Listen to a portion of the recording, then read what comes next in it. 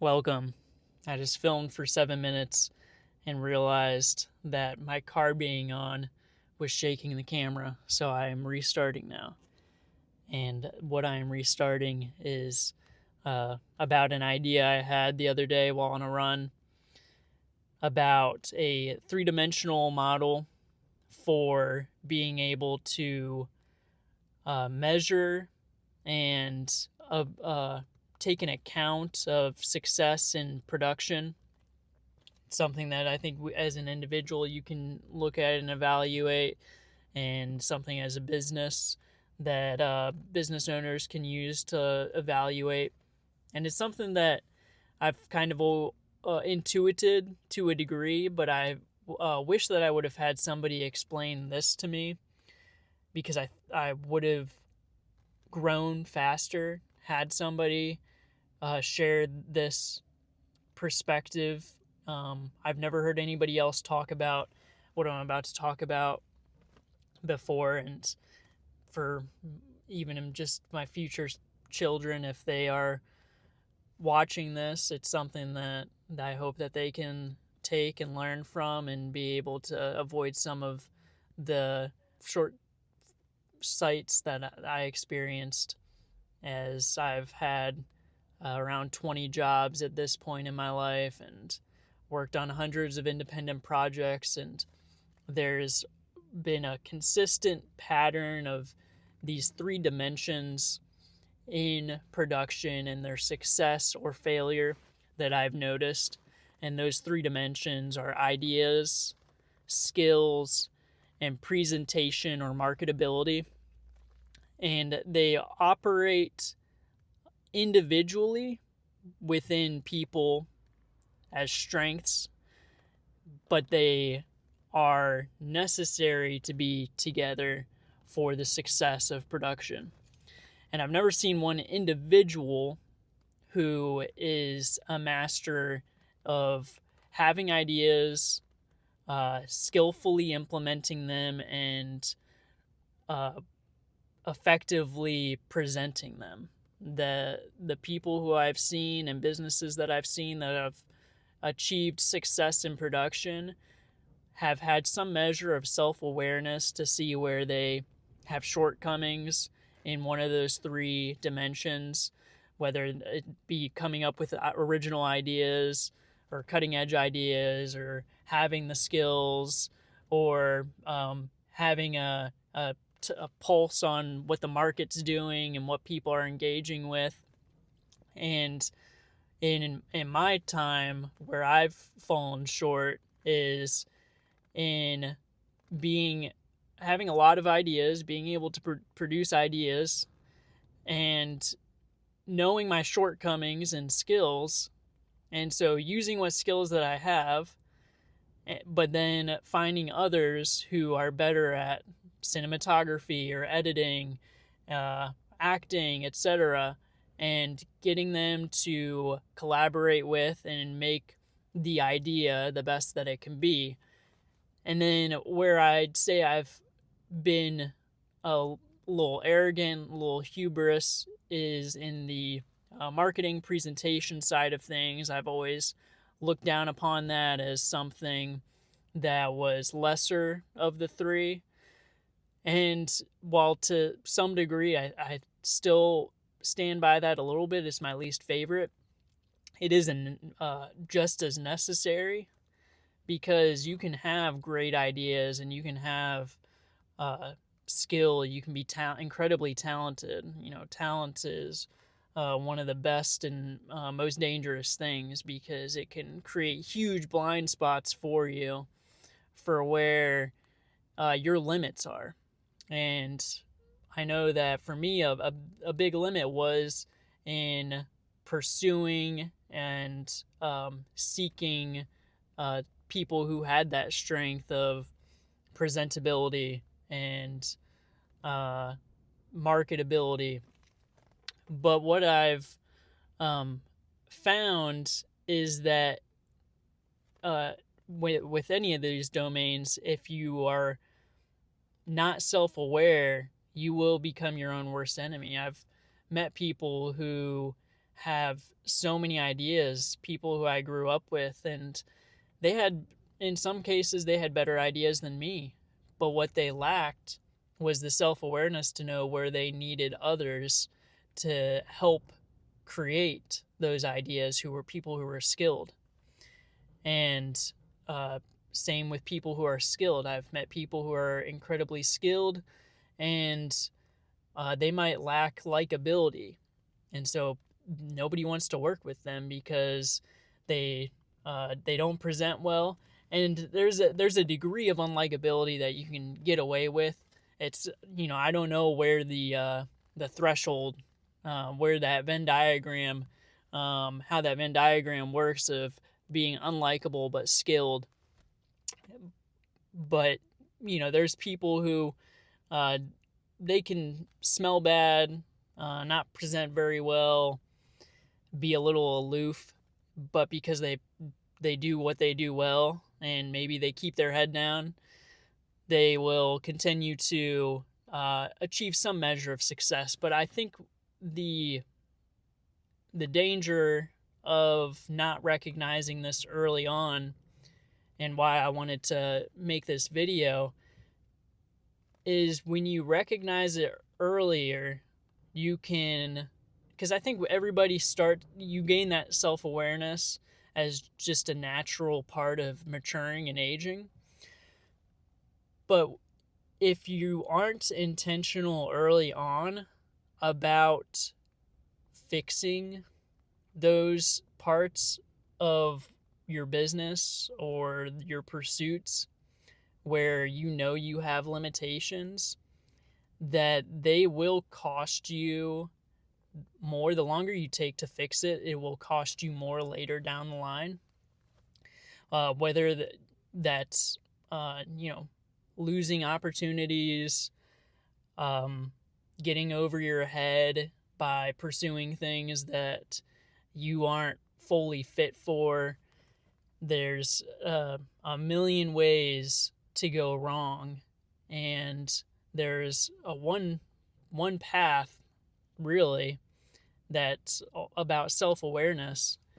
And a good example of this is, of being strong, maybe in one area of having ideas, but being weak in another area would be somebody who won the lottery and then loses all their money immediately. You got an idea of what you want to do with the money, but you don't have the skills of money management, finances. Because people who actually earn their wealth for themselves, they had to gain those skills to be able to profit, to be able to manage and save. And those are things that become part of who you are, and then they become, to a degree, instinctual.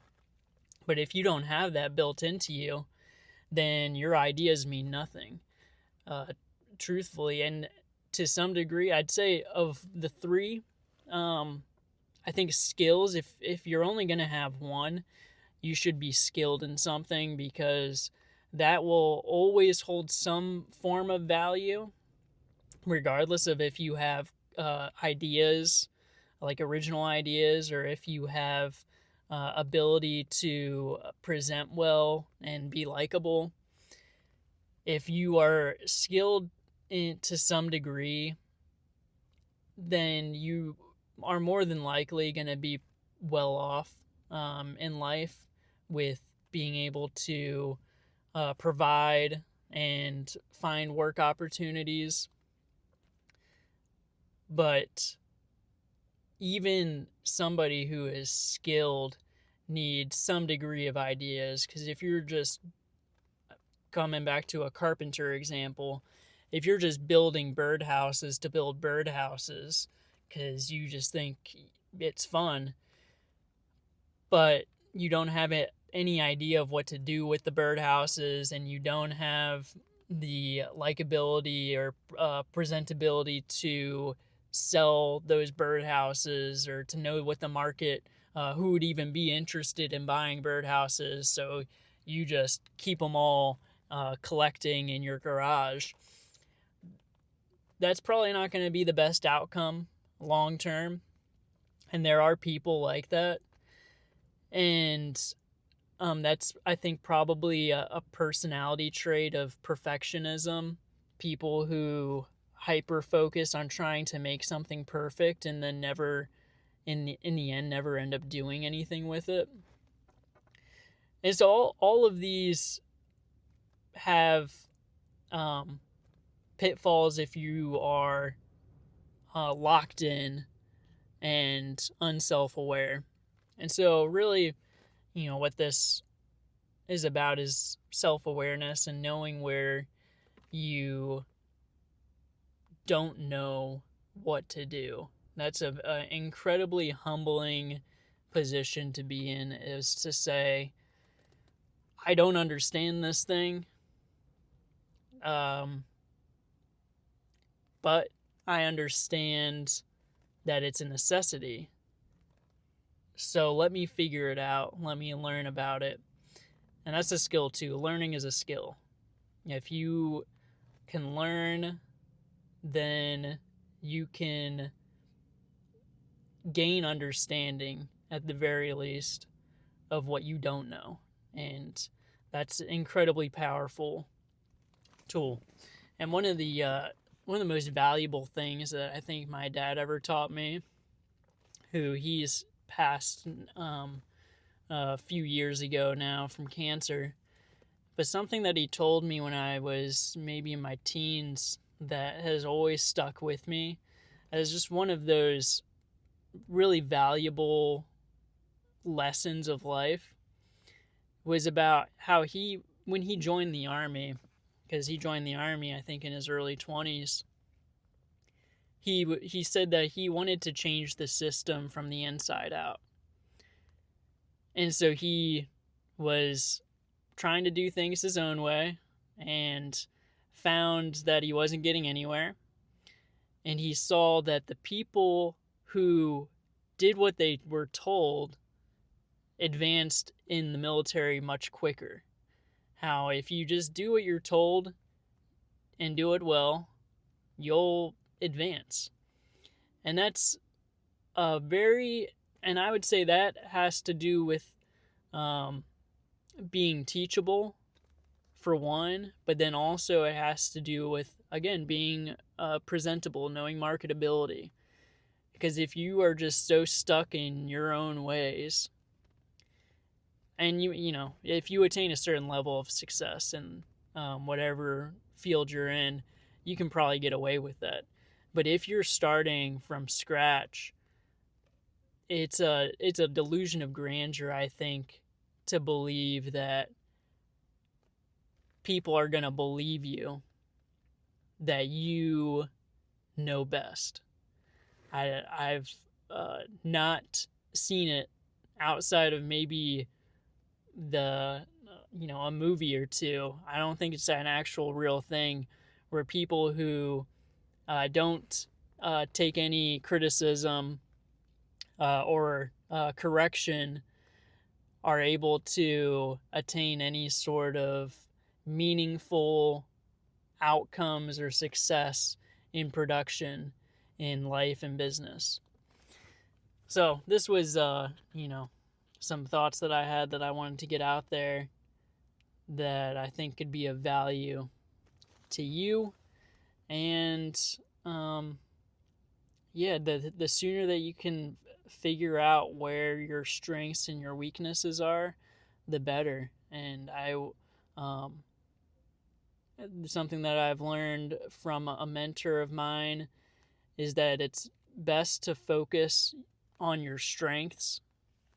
And then what I've learned is where you have weaknesses, it's good to be able to have collaborators, associates who you can work with, who help to fill in those weaknesses, who are specialized in things that you don't know, or even just provide a different point of view perspective.